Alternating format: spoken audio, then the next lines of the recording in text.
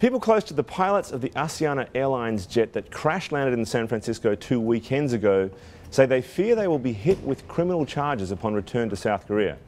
Andy Pasztor joins us on the phone from Los Angeles with the story. Good morning, Andy. Hi there. Andy, you write that the pilots' concerns have gotten US pilot union reps up in arms and could embroil the National Transportation Safety Board in conflict. How so?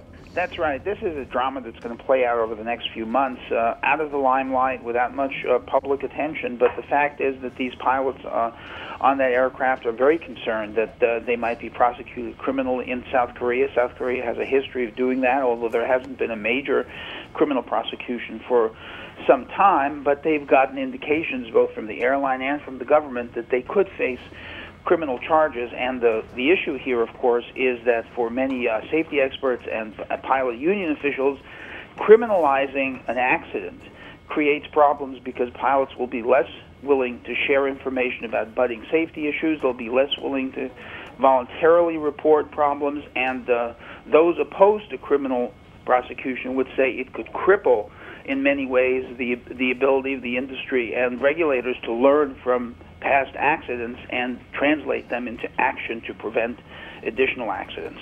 Interesting. So, and the role played by the NTSB in this? Well, the unusual situation here is that the NTSB has been unusually fast and aggressive in releasing information about from the data recorders and other information from this flight about what happened, and all of that information essentially pointed to pilot error. Pilots simply weren't watching the speed of the aircraft regardless of other things that were going on. And so there are those folks in the safety community who say that this information that was released is actually stoking pressure in South Korea for criminal prosecution.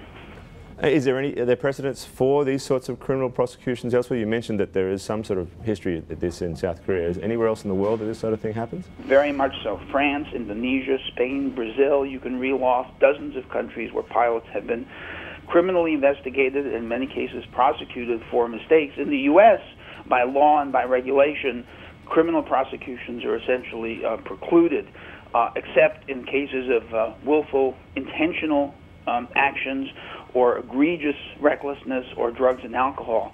But in many other countries, it's quite common if there's a big high-profile commercial air crash for prosecutors and judges to try to see if they can pin criminal blame for the accident on someone. Interesting stuff, Andy. Thank you very much for your time. You're welcome.